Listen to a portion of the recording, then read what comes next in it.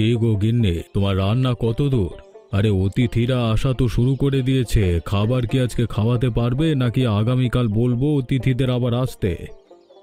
আহা, এ আপনি কি বলছেন? আমার রান্নার কাজ তো প্রায় শেষ হয়ে গিয়েছে, আর অল্প কিছুক্ষণ লাগবে। যারা এসেছে সবাইকে বাড়ির বারান্দায় বসতে বলুন, সেখানেই তো খাবার আয়োজন করা হয়েছে। গিন্নিমার হাতে রান্না আজকের ভোজনটা মনে হচ্ছে অনেক স্বাদের হবে। কতদিন হয়েছে গিন্নিমার হাতে ভালো মন্দ রান্না তেমন একটা খাইনি। কি বলছিস রে শ্যামা? বাড়িতে তো প্রায় দিনই আমি রান্না করি, তাহলে আমার হাতের রান্না খাস না মানে? কি বললি? এমনিতে তো অন্যদিন খাই, তবে গিন্নিমা ভোজনের রান্না তো আলাদা। তোমার হাতের ভোজনের রান্না তো অনেকদিন খাই না। একসাথে এত খাবার রান্না করেছো, সবাই খাবে। যে খাওয়া আর বাসায় বসে খাওয়া তো এক নয়। আমার নাতনিটা একদম ঠিক কথাই বলেছে। এভাবে বড় করে রান্নার আয়োজন অনেক দিন হয়েছে করা হয়নি। আমার রান্না প্রায় শেষ, তোমরা সবাই গিয়ে বসো।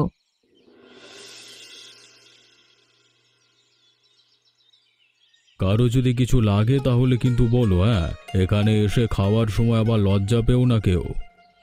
হ্যাঁ, কেউ লজ্জা পেও না, কিন্তু যার যতদূর ইচ্ছে আছে ততটা খেও। কোনো মানা নেই, কোনো নিষেধ নেই। তারা একে অপরকে ধরে রেখেছে।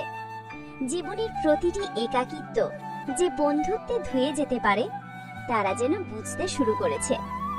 বৃষ্টি কিছুটা হালকা হয়, সূর্যের লুকোচুরি আলো পাতায় পড়ে, পাখিরা যেন ফিরতে শুরু করে। এই পরিবেশটা বদলে যাচ্ছে, কিন্তু হৃদয়ের গভীরে কিছু স্থায়ী হয়ে যাচ্ছে। রাহুল আজ কথা না বলেও সব বলে ফেলেছে।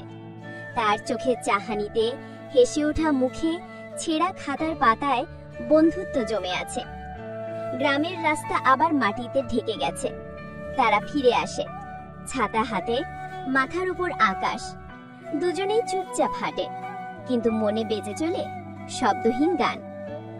প্রকৃতি আজ শান্ত, সে কিছু বলে না, শুধু হাসে। রাহুলও কিছু বলে না, শুধু পেছনে যায়, খাতাটা বন্ধ করে, এবং তারা দুজন একসাথে বেরিয়ে পড়ে, কোথাও কিচ্ছু না বলে। শুধু হাঁটা, বৃষ্টির দূরে ঝিঝি পোকার ডাক, আর মাঝে মধ্যে কাকের আওয়াজ। প্রকৃতি কথা বলছে আজ। একটা ছোট্ট কুড়ে ঘরে রাহুল বসে আছে, চোখ তার জানালার ফাঁক দিয়ে বহু দূর তাকিয়ে। মেঘের নিচে বসে থাকা এই শিশুর মনে চলেছে নিঃশব্দ চিন্তার ঢেউ, যেন বৃষ্টি তাকে কিছু বলতে চাইছে। রাহুলের ছোট্ট খাতা খুলে রেখেছে সে, তাতে আঁকা নদী, গাছ, আকাশ আর একটা মুখ, যেটা খুব ধীরে ধীরে স্পষ্ট হচ্ছে। সে জানে না কেন, কিন্তু প্রতিদিনই মিনার ছবি আঁকতে ইচ্ছে করে।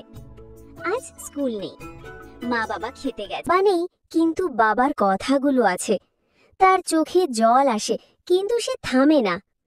জালে এবার উঠল একটা বড় রুই মাছ। আনন্দে সে চিৎকার করে ওঠে, কিন্তু চারপাশে কেউ নেই শুনবে বলে। তবুও মন বলে বাবা শুনছে কোথাও থেকে। বৃষ্টি আস্তে আস্তে থেমে গেছে, সূর্য ডুবে যাচ্ছে পশ্চিম আকাশে। নীরব হাতে একটি প্লাস্টিকের বালতি, তার মধ্যে নড়ে চড়ে বড় মাছগুলো।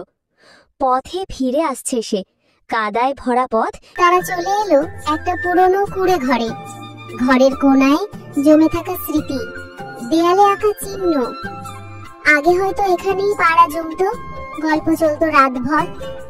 রফিক কাঠ কুড়িয়ে আগুন জ্বালায়, তাদের মধ্যে কথা হয়। একটা খবর যা নয়নের মুখ চুপ করিয়ে দেয়। নয়নের পরিবার চলে যাবে এবার শহরে। শুনে রফিক চুপ হয়ে যায়, শুধু তাল পাতা নেড়ে বাতাসের শব্দ শোনা যায়। পুকুর ঘাটে পা ডুবিয়ে বসে তারা। বৃষ্টি তখন মন্দ্র স্বরে গাইছিল তার এক টানা গান। এখানেই কত বিকেল কেটেছে, একসাথে মাছ ধরা, হাবুডুবু খেলা আর চুপচাপ থাকা। এই ঘাটই হয়তো তাদের ভেতরের গল্পের শ্রোতা। তারা প্রতিজ্ঞা করে নয়ন যাবে ঠিকই, কিন্তু বর্ষা এলে সে ফিরে আসবে। রফিক থাকবে তাল গাছের নিচে, যেমনটা আজও আছে। তারা ফিরে যাচ্ছে, পেছনে বৃষ্টির ছাপ, সামনে বিষাদের হাওয়া। তালপাতা ছিঁড়ে ছাতা বানায়, হাঁটে পাশাপাশি। কথা কম, অনুভব বেশি। এক একটা দিন যেন এক একটা চিঠি, যা হারিয়ে গেলেও স্মৃতি হয়ে থাকে মনের ভেতরে। এদিনও তেমনই থাকবে চিরকাল। পরদিন সকাল, মুহূর্ত এমন হয় যেখানে শুধু উপস্থিত থাকাই যথেষ্ট, কোনো কথার দরকার হয় না। এটা ছিল তাদের প্রিয় খেলা, ছোট কাগজে ভাঁজ করা স্বপ্ন। যে নৌকা সবচেয়ে দূর যাবে সেই জিতবে। বৃষ্টির ডোবায় দুই বন্ধু নৌকা ভাসায়, হাসে, ঠাট্টা করে, কিন্তু চোখে কোথাও একটা নস্টালজিয়া খেলে যায়। রফিক মনে করিয়ে দেয়, এক সময় এই জায়গায় তারা 6 জন ছিল, এখন আছে শুধু তারা 2 জন। সময় একে একে সবার পা ভাসিয়ে নিয়ে যায়। সঙ্গে সঙ্গে পথটা কাদায় ভর্তি। পুকুরের পাশ দিয়ে হেঁটে চলেছে তারা। মাটির গন্ধ, পুকুরের ধীর ঢেউ, গাছে জমে থাকা জলের টুপটাপ শব্দ, যেন সবার মাঝেই লুকিয়ে আছে এক গোপন ভালোবাসা। বটগাছের নিচে এসে তারা থামে। এখানেই ছেলেবেলার প্রতিটি মুহূর্ত লুকানো থাকে। আজকে সেই গাছের পাতা থেকেও যেন তারা কথা বলছে। রাহুল তার খাতা খুলে মিনাকে দেখায়। আঁকা ছবিটা দেখে মিনা অবাক হয় না।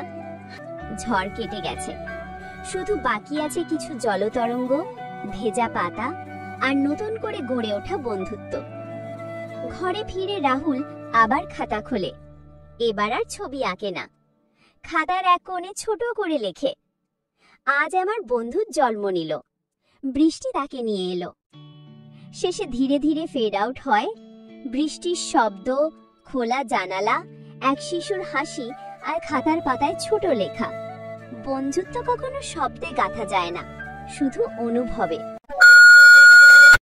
একটা দিন যেমনটা হঠাৎ করেই আসে। সকালের আকাশটা ছিল কিছুটা গোমড়া মুখ করা।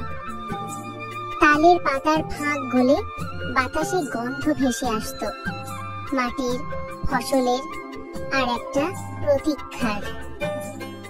রফিক তাকিয়েছিল মাঠের দিকে, তার চোখে কৌতূহল।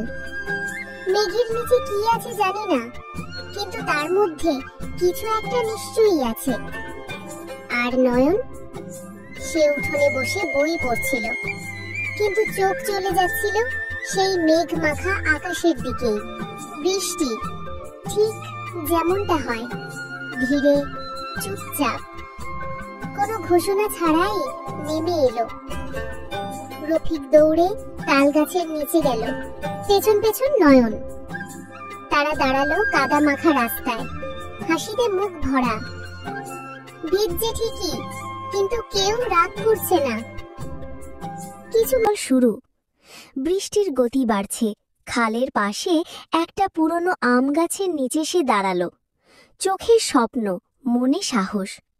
আজ না হয় একটু ভিজেই নিলাম, মনে মনে বলে ছেলেটা আবার জাল ফেলল। পাশের ঝোপে কিছু নড়াচড়া, একটা কুচে হাঁটে হাঁটে জলের ধার ঘেঁষে বেরোচ্ছে। তারপর আচমকা বৃষ্টি ঝরে পড়ল প্রবল বেগে। জল ঝমঝমিয়ে পড়ছে, খালের জল ফুলে উঠছে। জালের ফাঁকে এবার যেন একটু বড় কিছু ধরা পড়েছে। বৃষ্টির মাঝে দাঁড়িয়ে নীরব ভাবে। এই একই জায়গায় সে বাবার সঙ্গে এসেছিল বহু বছর আগে। তখন সে খুব ছোট। বাবা বলতো, বৃষ্টি হলে মাছ আসে, মানুষ পায় গল্প। তখন সে কিছু বুঝতো না, আজ বুঝতে পারছে। সারা গ্রাম যেন একা হয়ে গেছে তার মতো। বাইরে শুধু জল, জল আর জল। এই জলে কোনো কষ্ট নেই, আবার কোনো আশ্বাসও নেই। ঠিক তখনই দরজায় ধ্বনি, হালকা লাজুক এক টোকা। রাহুল চমকে ওঠে। এতক্ষণ ধরে যে নীরবতা জমে উঠেছিল, এক মুহূর্তেই ভেঙে গেল। দরজার সামনে দাঁড়িয়ে মিনা। তার গায়ে একটা পুরনো ছাতা, কিন্তু তাও ভিজে গেছে। চোখে চঞ্চলতা, পায়ে কাদা, হাসে শুধু। বৃষ্টির শব্দের মাঝে সে হাসি যেন সবচেয়ে উজ্জ্বল সুর। মাটিতে বসে তারা একসাথে আঁকে, প্রকৃতি, নিজেদের, ছাতা, নদী, এ যেন এক নীরব খেলা, যেখানে শব্দ নেই কিন্তু অনুভব আছে। একটা হাওয়ার দোলা আসে হঠাৎ, পাতাগুলো দুলে ওঠে, দূরে বিদ্যুৎ ঝলকে ওঠে, আকাশ যেন চোখ মেলে তাকায় তাদের দিকে। তারা ভয় পায় না, কারণ এই ভয়ের মাঝেও